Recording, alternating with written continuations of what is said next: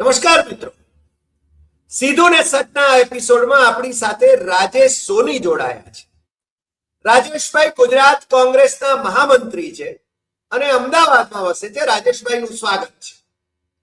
રાજેશભાઈને આજે એટલા માટે જોડ્યા છે આપણે કે આજે રાજેશ સોની એમને ગુજરાત પોલીસે એમના જ ઘરમાં નજરકેદ કરી લીધા છે. હવે એમણે એવો મોટો કયો ગુનો કર્યો, કારણ કે આપણે સામાન્ય રીતે જમ્મુ કાશ્મીરના નેતાઓ એ સતત એમના ઘરમાં નજરકેદ રહેતા હોય છે એવું આપણે સાંભળ્યું હતું. પણ રાજેશ સોનીને નજરકેદ કરવાની વાત, અને એમણે એવો કયો ગુનો કરી દીધો રાજેશભાઈ તમે કે જેને માટે તમને નજરકેદ કરવામાં આવ્યા છે, એ જાણવા માટે મને અને મારા દર્શકોને રસ છે. એટલે પહેલા તો સીધું ને સટમાં આપનું સ્વાગત છે અને આપ મન મોકળાશથી તમે જે ગુનો કર્યો હોય એ ગુનાની વાત પણ કબૂલી લ્યો આપણા સીધું ને સટમાં, અને તમને જેને પોલીસ કેમ આચરી રહી છે અને સતત તમે પહેલા તો તમારી એકવાર ધરપકડ પણ કરી હતી એવું મેં સાંભળ્યું, અને તમે હાઈકોર્ટે જઈને એ કાર્યવાહી, પોલીસની કાર્યવાહી સામે મનાઈ હુકમ પણ લઈ આવેલા, અને છતાં પોલીસ અને ગુજરાત સરકાર તમારાથી આટલી બધી ગભરાય છે કેમ, એ અમને જાણવામાં રસ છે. એટલે રાજેશભાઈ, ફરી એકવાર આપનું સ્વાગત, અને આપ વિગતે વાત કરો એવી અપેક્ષા કરું છું. રાજેશભાઈ. હરિભાઈ પહેલા તો આપનો ખૂબ ખૂબ આભાર કે આપે આ સીધું અને સટની અંદર મારો વિષય મૂક્યો ને મારી વાત મૂકી. હવે હરિભાઈ, મને એવું લાગી રહ્યું છે કે ગુજરાત રાજ્ય સરકાર જે છે એ અર્ધ ત્રિકાલ જ્ઞાની બની ગઈ છે. અર્ધ ત્રિકાલ જ્ઞાની એટલે કે જેને માત્ર ને માત્ર કોંગ્રેસના કાર્યકર્તા મોદી સાહેબ આવશે ત્યારે શું કરશે એનું ભવિષ્યમાં દેખાતું હોય છે. કે મોદી સાહેબ આવશે એટલે કોંગ્રેસના કાર્યકર્તા ગુજરાતની સાચી જે હકીકત છે, ગુજરાતની અંદર જે અત્યારે લોકોના મકાનો, હજારો લોકોના મકાનો તોડવામાં આવી રહ્યા છે, જે રીતે લોકોને બેઘર કરવામાં આવી રહ્યા છે, એના માટે આંદોલન કરી રહ્યા છે, એની વાત મુખ્યમંત્રી, પ્રધાનમંત્રી અને જર્મનીના જે ચાન્સલર આવશે એની સામે કદાચ મૂકી દેશે. ગુજરાતની અંદર જે રીતે દારૂબંધી ચાલી રહી છે, દારૂબંધીના નામે જાહેરમાં ટ્રકો દારૂની ગુજરાતમાં ઠેલવાઈ રહી છે, એની વાત કદાચ પ્રધાનમંત્રી અને જર્મનીના ચાન્સલરને કહી દેશે. ડ્રગ્સનો વેપલો જે રીતે ગુજરાતની અંદર ફેલાઈ ચુક્યો છે, આજે ગલીએ ગલીએ ડ્રગ્સ મળી રહ્યો છે, સરકાર એની અંદર નિષ્ફળ ગઈ છે, એ વાત કદાચ જર્મનીના ચાન્સલર અને પ્રધાનમંત્રી સામે મૂકી દેશે. અથવા તો બહુ નાની વાત કરીએ કે જે રીતે કોર્પોરેશનની અંદરથી માંડીને નગરપાલિકા, મહાનગરપાલિકાને બધાની વાત કરીએ કે રોડ, રસ્તા, ગટર, પાણી, લાઇટના થાંભલા, દરેક બાબતે જો સરકાર નિષ્ફળ નીવડી હોય અને આ બધી વાતો અમે જો જર્મનીના ચાન્સલર સામે મૂકી દઈએ અથવા તો પ્રધાનમંત્રીને એનો અરીસો બતાવી દઈએ કે આ ગુજરાતની સરકાર આ રીતે નિષ્ફળ નીવડી છે, એવું એમને ભવિષ્યમાં દેખાતું હોય, એવી રીતે આજે કોંગ્રેસના કાર્યકર્તા તરીકે મને અને મારા જેવા અનેક આગેવાનોને યા તો ધરપકડ કરીને પોલીસ સ્ટેશને લઈ ગયા છે, યા તો એમને હાઉસ અરેસ્ટ કર્યા છે. એમાંનો એક હું છું કે જેને સરકારે ગઈકાલે રાતે પોલીસ વાળા 5-7 જણા આવ્યા અને આજ સવારે 6 વાગ્યાથી મને ઉઠાડીને ઘરમાં હાઉસ અરેસ્ટ કરીને બેસાડી રાખ્યો છે કે રાજેશભાઈ, આપે ઘરની બહાર નીકળવાનું નથી. જાણે હું કાલે આજે એમને એવું કહું કે પ્રતીત કરાવી દીધું કે એમને એવું ભવિષ્યમાં દેખાઈ ગયું હોય કે હું કાળા વાવટા લઈને મોદી સાહેબનો વિરોધ કરવા જઈશ, અથવા તો આ ગુજરાતની જે સાચી તસવીર છે, કેવી રીતે ગુજરાતમાં સરકાર નિષ્ફળ નીવડી છે, આ એમને નિષ્ફળતાની વાત સીધો પ્રધાનમંત્રી અને જર્મનીના જે ચાન્સલર આવે છે એમની સામે જઈને અમે લોકો કરી દેવાના હોય, એવા ભયના ઓથ હેઠળ અમને બધાને આ રીતે હાઉસ અરેસ્ટ કરવામાં આવ્યા છે આજે. હરિભાઈ, અને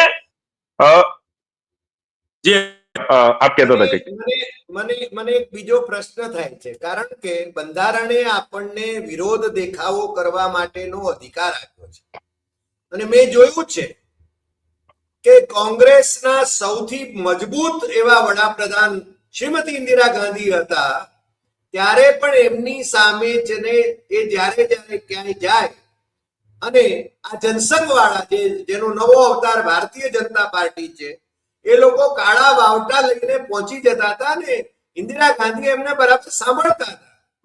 તમે કેમ આટલા બધા ડરાવો છો કે એમણે જેને સંતાવવું પડે છે અથવા તમને જેને નજરકેદ કરવા પડે છે? ઇન્દિરા ગાંધી તો એમને સાંભળતા હતા, એમની વાત સાંભળતા હતા. તમારી વાત નરેન્દ્ર મોદી કેમ નથી સાંભળતા? હરિભાઈ, હિન્દીમાં એક કહેવત છે કે ચોર કી દાઢી મેં તિનકા.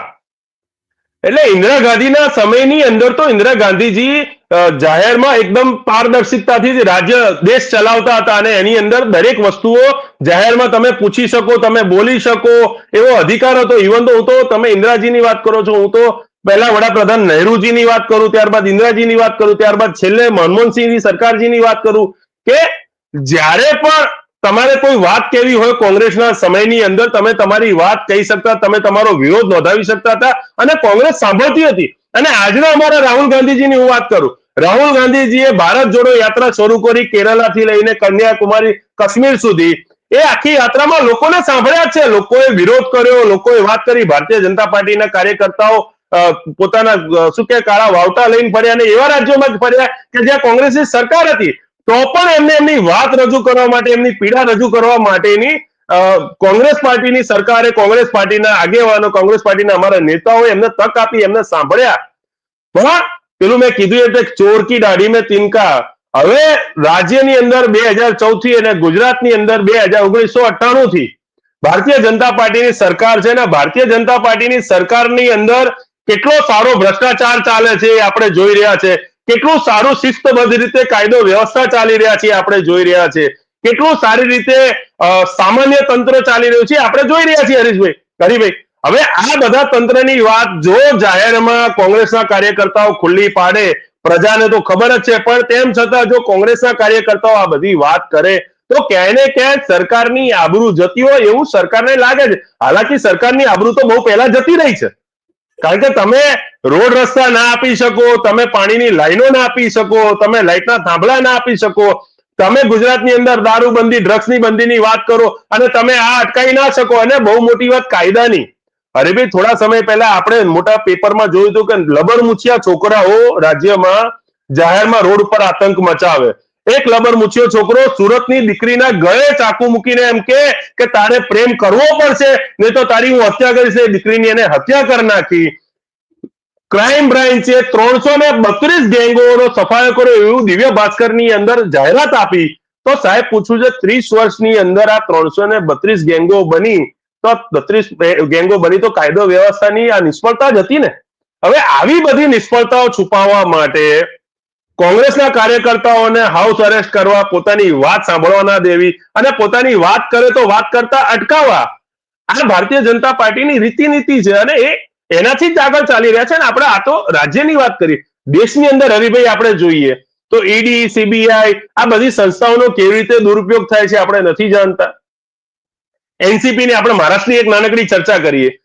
જે મુખ્યમંત્રીને એવું કહેતા હતા કે 75,000 કરોડનો કૌભાંડી છે, નરેન્દ્રભાઈ પોતે, વડાપ્રધાન પોતે પોતાના વડાપ્રધાનના શબ્દોની ગરિમા હોય કે આજે વડાપ્રધાન કઈ બોલતા હોય એટલે એના શબ્દોની મર્યાદા, એની ગરિમા હોય કે એ બોલે છે સાચું હશે. હવે સવારમાં વડાપ્રધાન એવું કહે છે કે આ તો ચોર છે અને બીજા દિવસ સવારમાં તમે એની ટેકો લઈને એને જ ઉપમુખ્યમંત્રી બનાવો છો. એટલે વડાપ્રધાન અને ભારતીય જનતા પાર્ટીના શબ્દોની કેટલી પોતાની ગરિમા છે એ તો આપણે જોયું છે. દબાવવા, વિરોધ પક્ષને દબાવવા, એમની વાત જાહેરમાં ના કરવા દેવી, લોકો સામે સાચી વાત રજૂ ના કરવા દેવી, આ બધો ભય ભારતીય જનતા પાર્ટીની અંદર બેસી ગયો છે. અને હું વધુમાં કહું કે જ્યારથી રાહુલ ગાંધીજીની યાત્રા, ભારત જોડો યાત્રા ચાલી છે અને જ્યારથી લોકોની વચ્ચે ગયા છે, ત્યારે બરાબર આ ભારતીય જનતા પાર્ટી ડરી ગઈ છે. ડરી એટલા માટે ગઈ છે હરિભાઈ કે એમને કરેલા કાળા કામો પ્રજાની સામે હવે એક એક કરીને સામે આવવા માંડ્યા છે. અને ડરતા ક્યાં ના કરતા, હવે ડરતા અમારા જેવા આગેવાનોને ઘરમાં બંધ કરવા પડે. આ હું ભારતીય જનતા પાર્ટીની મજબૂરી સમજી શકું ને ગુજરાત પોલીસની પણ મજબૂરી સમજી શકું કે એમનો આદેશ માનવો પડે છે. પણ રાજેશભાઈ, વાત એમ છે કે 30 વર્ષથી ગુજરાતમાં ભારતીય જનતા પાર્ટીનું રાજ છે. દેશમાં 2014 થી ભારતીય જનતા પાર્ટીનું રાજ છે. કોંગ્રેસ ખોવાઈ ગઈ છે અથવા તો કોંગ્રેસીઓ ભારતીય જનતા પાર્ટીમાં જોડાઈ જાય છે અને મંત્રી પદા મેળવે છે. હવે તમારો ડર ક્યાં રહ્યો અને પ્રજા તમારી સાથે ક્યાં રહી? પ્રશ્ન આ છે. એ લોકો તો 182 બેઠકોમાંથી 156 બેઠકો તો વિધાનસભાની ચૂંટણીમાં લઈ આવ્યા અને એના પછી તમારા જે તળિયે ગયેલા સંખ્યામાં ધારાસભ્યો હતા એમાંથી ઘણા બધા એ બાજુ ગયા અને મંત્રીએ થઈ ગયા. એટલે પ્રશ્ન આ છે કે તમને પ્રજા ક્યાં ગંભીર રીતે લે છે કે તમારી ચિંતા ભારતીય જનતા પાર્ટીએ કરવી પડે? હું કામ તમને નજરકેદ કરવા પડે કે તમારી ધરપકડ કરવી પડે? અરે ભાઈ, આપે ખૂબ સારી વાત કરી છે અને આ વાતનો જવાબ કદાચ આપના પ્રશ્નની અંદર જ છે. એટલે મૂળ વાત એવી છે કે ભારતીય જનતા પાર્ટીની 156 બેઠકો આવી, તેમ છતાં એમને કોંગ્રેસના ધારાસભ્યો ઉધાર લઈને ચાલવું પડ્યું. અને આ તો આપણે 30 વર્ષથી ભારતીય જનતા પાર્ટીની સરકાર છે ને આપણે આમ આંકડા જોઈએ તો અડધાથી વધારે ધારાસભ્યો તો કોંગ્રેસ પાર્ટીના છે. એટલે એમને તો ઉધાર લઈને પોતાની સરકાર બનાવવી પડે, પોતાની સરકાર ટકાવવી પડે. એમના જે મૂળભૂત કાર્યકર્તા છે એમને તો બિચારાને ખુરશીઓ પાથરવા માટે રાખવા પડે. એમના હમણાં CR પાટીલ આવ્યા હતા 5 વર્ષ પહેલા, કહેલી એમની વાત છે, આ તો કદાચ મારે કરવી જોઈએ અને લોકોને પણ યાદ આવે કે CR પાટીલ જ્યારે પોતાનો ચાર્જ લીધો ત્યારે પહેલા જ એવું બોલ્યા કે આપણે એક પણ કોંગ્રેસીની જરૂર નથી. અને પછી થૂકેલું ચાટતો હોય એમ 50 થી વધુ કાર્યકર્તાઓ, ધારાસભ્યો, આગેવાનો અને CR પાટીલની હાજરીમાં કોંગ્રેસમાંથી જોડ્યા. એટલે જે લોકો કોંગ્રેસમાંથી ગયા છે, હવે એ લોકો પોતાના સ્વાર્થ માટે ગયા, પોતાની મજબૂરી માટે ગયા કે જેના પણ માટે ગયા, પણ એ લોકો ત્યાં આગળ જઈને કરી તો રહ્યા છે ભારતીય જનતા પાર્ટીના કાર્યકર્તાઓ ઉપર જ રાજ.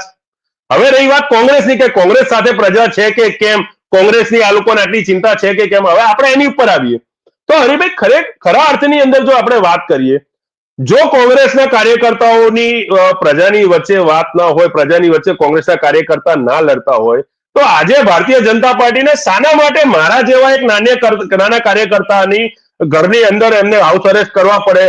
શાના માટે 500 થી વધુ કાર્યકર્તાઓને આખા ગુજરાત રાજ્યની અંદર પોલીસ પકડીને લઈ જાય?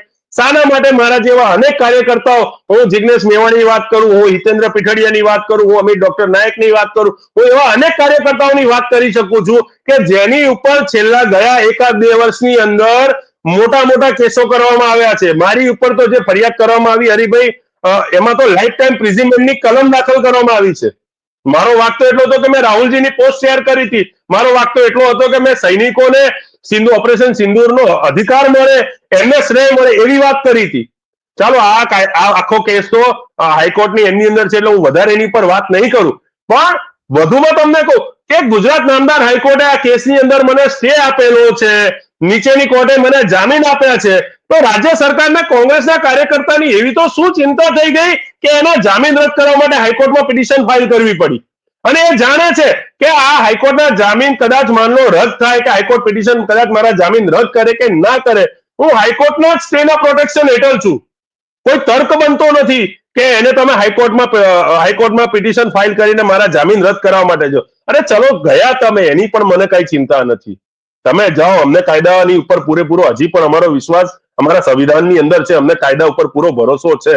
પણ તમે કોંગ્રેસના કાર્યકર્તાઓને છાસવારે જ્યારે પણ નરેન્દ્રભાઈ આવી જાય ત્યારે તમે ઉઠાઈ જાઓ, જ્યારે બરોડામાં મુખ્યમંત્રી જાય ત્યારે હરણીકાંડના પીડિતો ત્યાં આગળ જઈને રજૂઆત ના કરે, હરણીકાંડના પીડિતોને તમે ત્યાં આગળ હાઉસ અરેસ્ટ કરો.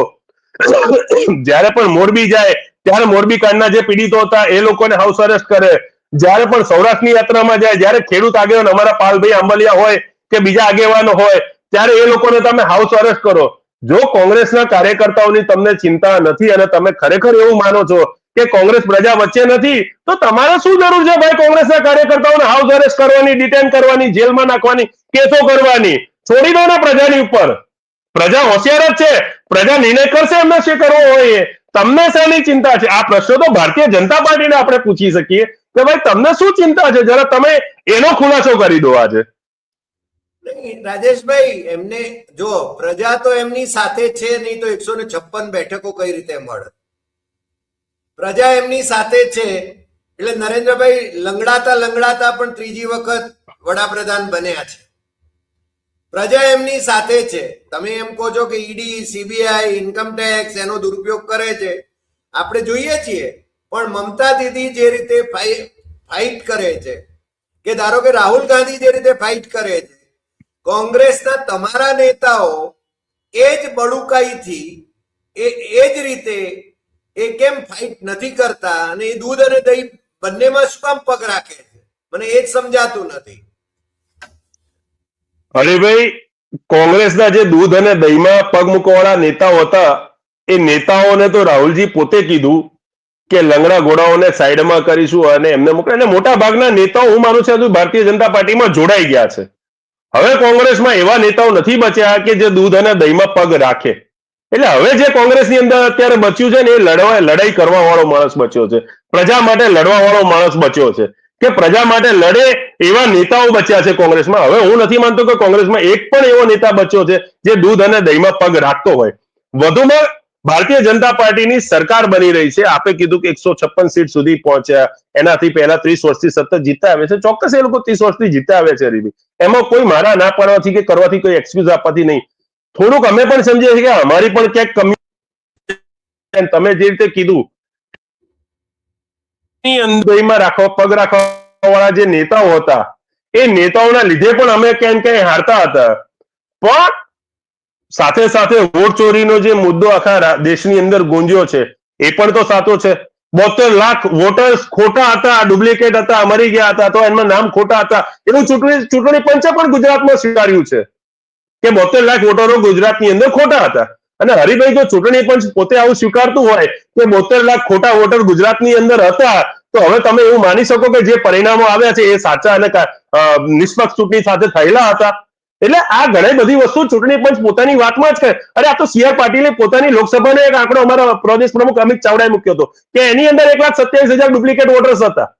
એટલે આખા રાજ્યની અંદર કેટલા ડુપ્લિકેટ વોટર્સ હતા એવું ચૂંટણી પંચ જયારે કહી શકતું હોય, જયારે વિગતવાર પુરાવા સાથે અમારા નેતા કહેતા હોય, ત્યારે આપણે સમજી શકીએ કે આ ચૂંટણીઓ કેટલી પારદર્શકતાથી ચાલતી હતી ને ભારતીય જનતા પાર્ટીની પાછળ જીતવાનું શું હતું. જો શામ દામ દંડ ભેદ, કોંગ્રેસના ધારાસભ્યો લઈ જવા, કોંગ્રેસના કાર્યકર્તાઓ લઈ જવા, કોંગ્રેસના કાર્યકર્તાઓ ઉપર કેસ કરવા, ખોટી રીતે ચૂંટણી પંચની અંદર જે રીતે આપણે જોઈએ છીએ કે ચૂંટણી પંચની અંદર જે રીતે ભારતીય જનતા પાર્ટીનું પોતાની ધાક છે કે ભારતીય જનતા પાર્ટી ધારે એ કરાવી શકે એવી પરિસ્થિતિમાં અત્યારે છે. આ બધી જ રીતે જોતા ગુજરાતની ચૂંટણી જો એકવાર નિષ્પક્ષ રીતે થઈ જાય ને હરિભાઈ, માત્ર એકવાર નિષ્પક્ષ રીતે, તો આ ભારતીય જનતા પાર્ટીની 50 થી વધુ સીટો નથી આવવાની. કારણ કે પ્રજા હવે કંટાળી ચૂકી છે. ક્યાં સુધી દમનકારી કરશે? બેરોજગારી એટલી બધી છે, મોંઘવારી એટલી બધી છે, શિક્ષણ મોંઘું થઈ ગયું છે. જે સ્કૂલની અંદર અમે 500 રૂપિયા ફી આપીને ભણતા હતા એ સ્કૂલમાં અત્યારે લાખ રૂપિયા ફી છે. તમે મોંઘવારી, બેરોજગારી, આ બધી વસ્તુઓ તો જો પ્રજાના મોટા મુખ્ય મુદ્દાઓ આ છે. નથી તમે રોડ રસ્તા આપી શકતા. આપણે આખા ગુજરાતની અંદર જોઈએ, જે પણ રોડ બન્યો હોય 4 મહિને 6 મહિને તૂટી જાય છે, એમાં ભ્રષ્ટાચાર થાય છે મોટા રીતે. ગટરની વાત કરીએ, ગટરની સુવિધા લોકોને નથી આપી શકતા. પીવાના પાણીની, ઇન્દોરની અંદર પીવાના પાણીની આટલી મોટી ઘટના બની. ગાંધીનગરમાં હાલ આપણે જોયું કે પીવાનું પાણી નથી પહોંચાડી શકી ભારતીય જનતા પાર્ટી ચોખ્ખું.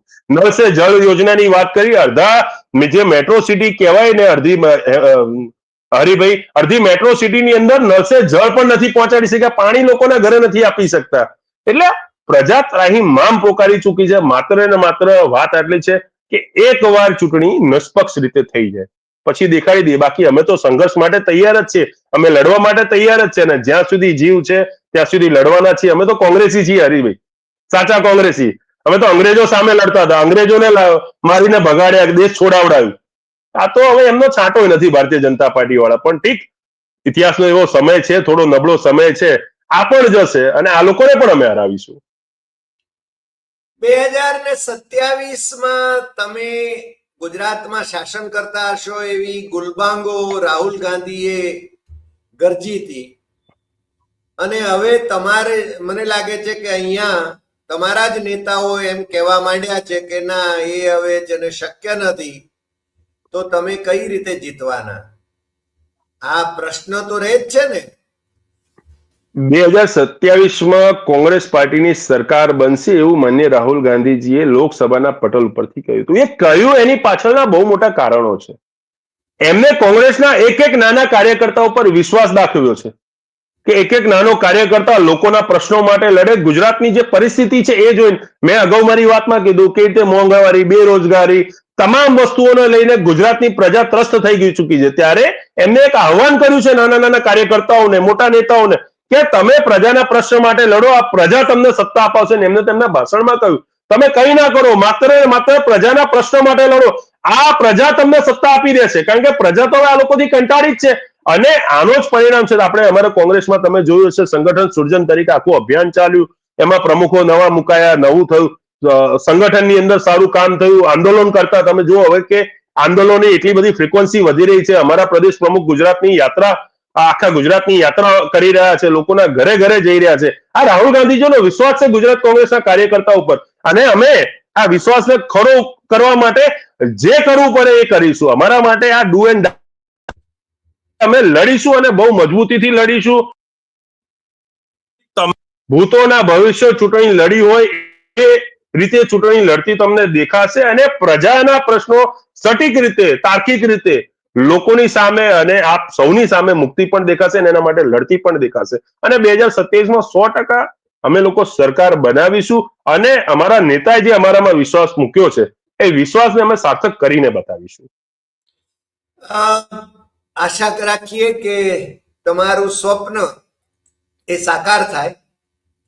તમારો પક્ષ સતત નબળો થતો જાય છે ગુજરાતમાં, તો કમસે કમ, કારણ કે તમારે ત્યાંથી હિજરત થતી જાય છે, અને સ્વાભાવિક પણ છે કારણ કે તમારો પક્ષ સત્તામાં દાયકાઓથી નથી, એટલે એ કંઈ રાજી કરી શકે નહીં લોકોને. પણ છતાં તમારા પક્ષમાં જે લોકો બચ્યા છે એ લોકો ફાઇટર છે એવું તો માનવાને પૂરતા કારણો છે.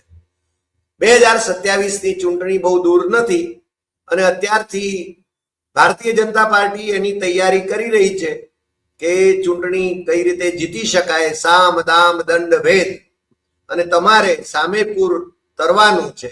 એવા સંજોગોમાં તમે કેટલું સારી રીતે લડી શકો છો ચૂંટણીના મેદાનમાં, કેટલા જાગૃત રહો છો, એ આપણે હવે જોવાનું છે. પણ આજે આપને નજરકેદ કરવામાં આવ્યા એ નિમિત્તે જે વાતો થઈ એ વાત કરવા બદલ આપનો ખૂબ ખૂબ આભાર. આપ અમારી સાથે જોડાયા બદલ આપનો ખૂબ ખૂબ આભાર. અને આપને વારંવાર નજરકેદ ન કરે એવું લોકતાંત્રિક વાતાવરણ આપણે ત્યાં પેદા થાય એટલી આપણે જરૂર અપેક્ષા કરીએ છીએ. બંધારણનું વાતાવરણ પેદા થાય, બંધારણીય અધિકારોનું વાતાવરણ પેદા થાય એટલી અપેક્ષા કરીએ છીએ, અને લોકશાહી બચે એટલી અપેક્ષા કરીએ છીએ. આજે આટલી વાત. ફરી મળીશું નવા એપિસોડમાં નવા વિષય સાથે. દર્શક મિત્રોને જો આ એપિસોડ ગમ્યો હોય તો સૌથી વધુ શેર કરશો, લાઈક કરશો, કમેન્ટ કરશો, અને આપણી YouTube channel doctor Hari Desai Satyamev Satyam એ સબસ્ક્રાઇબ કરવા માટે મિત્રોને દેશમાં અને વિદેશમાં હું અનુરોધ કરું છું. નમસ્કાર.